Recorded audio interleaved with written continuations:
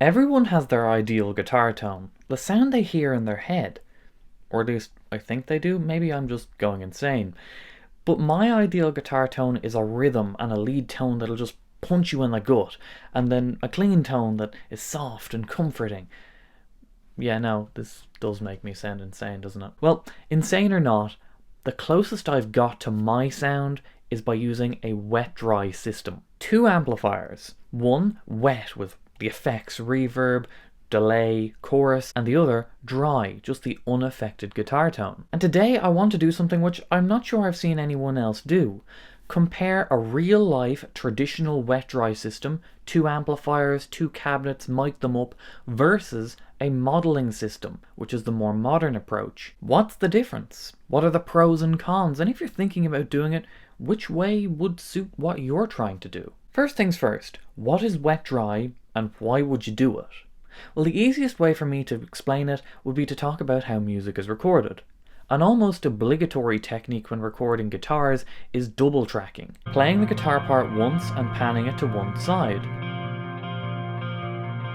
then playing it again and panning it to the other.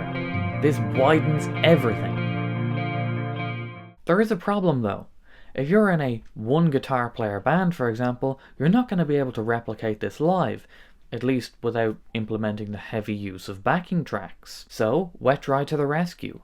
If you've got one guitar and two amplifiers, you can send your effects signal to one amplifier and your dry, unaffected guitar tone to the other. The result is a much wider, fuller sounding guitar tone. It's almost like two guitars at the one time.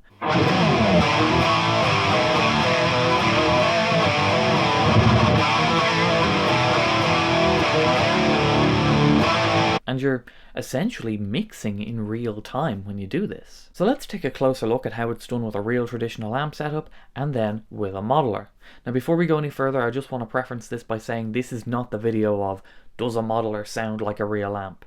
These sounds are going to be different because the rigs that I'm modeling are almost completely different to the ones I have in real life. Different amps, different cabs, different speakers, different mics, different mic placement, different mic pre's. Pretty much everything in these rigs is different except for the use of the same guitar and the same chorus pedal. That's it. There's way more differences than similarities, so it's going to sound different.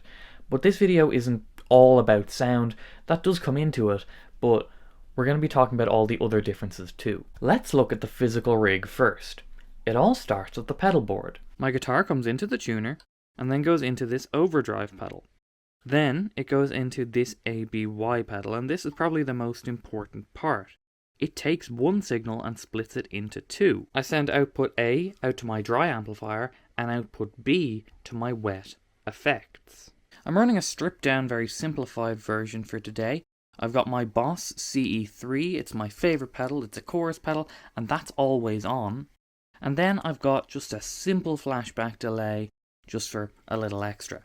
Then this signal goes out to my other amp, the wet amp that's panned to the right. The pedal board itself is a new product from Daddario called the Xpand, and full disclosure, they sent it to me for free, though that's not going to affect my thoughts on it. So I want to give it a quick review because that actually does have a pretty cool feature. It gets bigger. The general idea is that if you've got a growing pedal collection, or just change out pedals a lot, then this board can accommodate those changes. When I first heard of it, I thought that the telescoping feature would be a structural weak point, but now seeing it in person, that's anything but true. This thing is so structurally stable, you really wouldn't notice at all. I've already gigged with a stripped back setup using the board in its smallest setting, and it worked really well. The board has adjustable height, and you could fit small power supplies like a Strymon Zuma or a Chox DC4 underneath, though they would have to be velcroed on underneath because screws would affect the telescoping feature of the board. There's also included removable cable management, which is a nice touch. It's worth noting though that a slightly bigger power supply like the Chox DC5 is just a hair too tall, so it doesn't fit fully underneath the board. I could remedy this problem with two slightly longer screws on two of the feet, but as stock, the power supply doesn't fully fit in, so it's just worth noting that. My biggest gripe is that the bag for the board is sold separately. I don't have one to show you. I would assume that it's more than adequate for the job, but it's worth looking at competitors in this market like Pedal Train or Rockboard, which do include the bag with the board. Other than that, I think this is a high quality, well thought out product that actually fixes a problem people have, and it's not just a gimmick. If you've got an expanding pedal collection, then an expanding board kinda makes sense. Anyway, that's my mini review of this, and thanks to Daddario for sending this out for the video. Now once we leave the pedal board, we'll have two signals. A wet signal with the effects, and a dry signal without them. And they go to two amplifiers. I'm using two Victory Krakens. They are both the same model amplifier and they're set to the same settings. Where things differ is with the cabinet and speaker choice. My dry signal goes to a Zilla Super Fat Boy 2x12 with Celestion K100 speakers. And my wet signal goes to a Marshall 4x12 with Eminence speakers. The microphones I'm using are different too, but I did try and keep the placement consistent. Now before we even hear that rig, we have to acknowledge something. That's a lot of gear. Let's take a quick look at the modeler. I'm using a Line 6 Helix. The amps, effects, cabinets, microphones, all of that are in the one box. I am using an external chorus pedal because I prefer the sound, but I don't have to, it's just a preference thing. The signal chain is pretty similar to the physical rig, but I am using a little bit of reverb on this too. Anyway, let's take a listen at rhythm, lead, and clean, and then we'll take a look at the pros and cons of running each rig.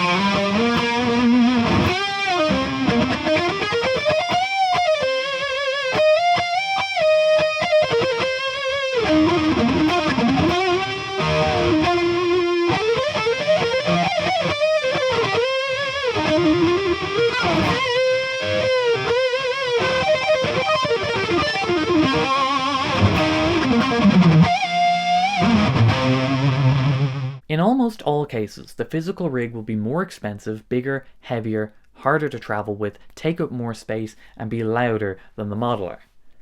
But all those things aren't necessarily bad.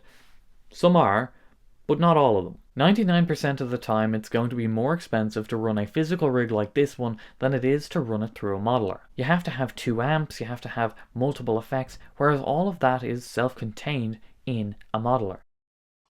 Physical recordings of amps and consistency within that is pretty difficult to pull off. Take it from me, I learned it the hard way when running a string experiment and when I kicked the microphone, changing the placement entirely and ruining the experiment in the process. And not only can it be inconsistent and just overall more difficult to do, it also has an extra expense. You have to have microphones, an interface, and you have to spend time setting that up. And even if you have all that, the singular USB cable from the modeler is going to be consistent, simple, and silent.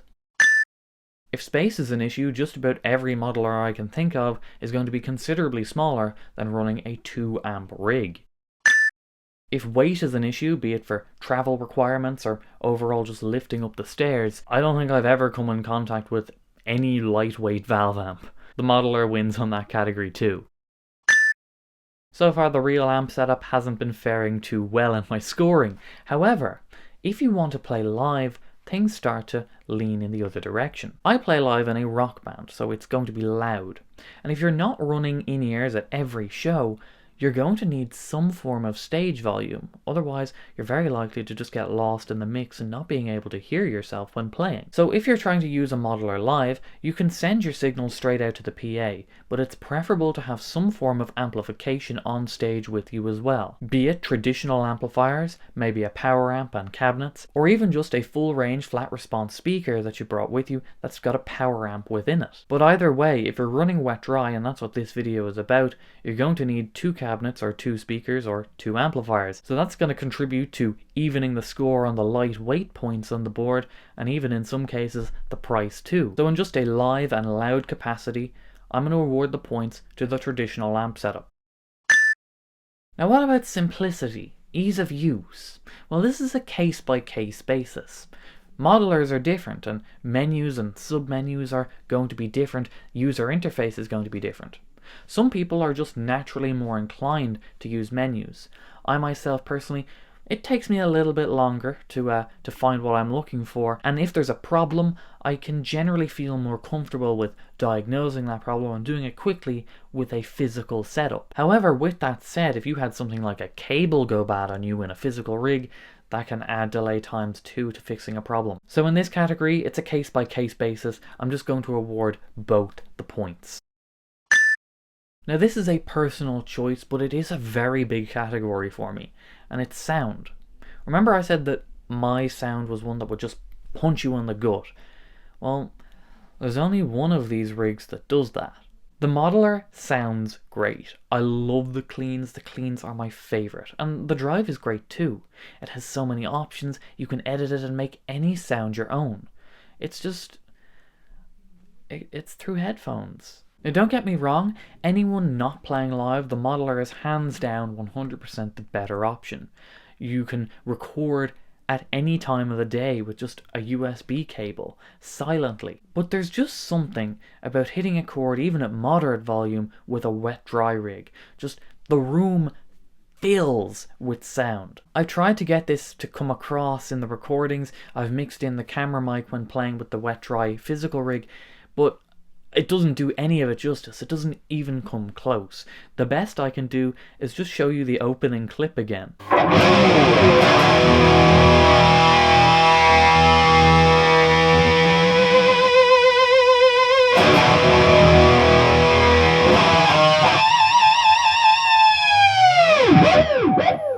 Ooh! The happiness I get from just playing a power chord through a physical rig with the wet dry setup is something I don't get with the modeler. So the real amps win this category.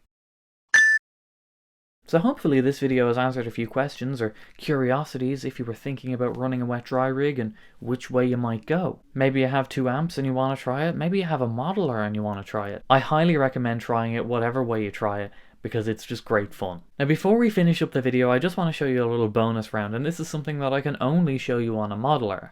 This is wet, dry, wet. This is where a wet is on your left and your right, and then the dry is in the center. It's got its own sound, it's very defined, and I enjoy it too.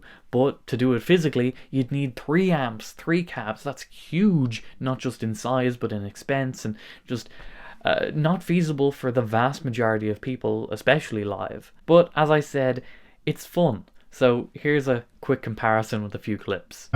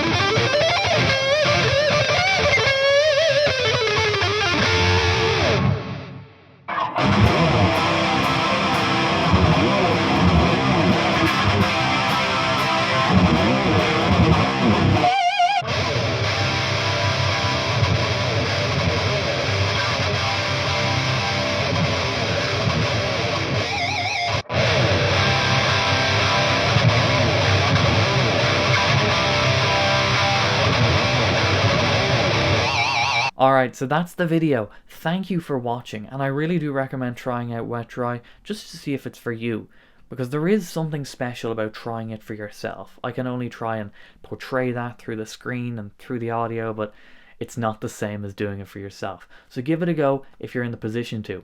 If you've got any questions, leave them in the comments and I'll try and answer them. And thank you for watching. I'll see you next time. Bye bye.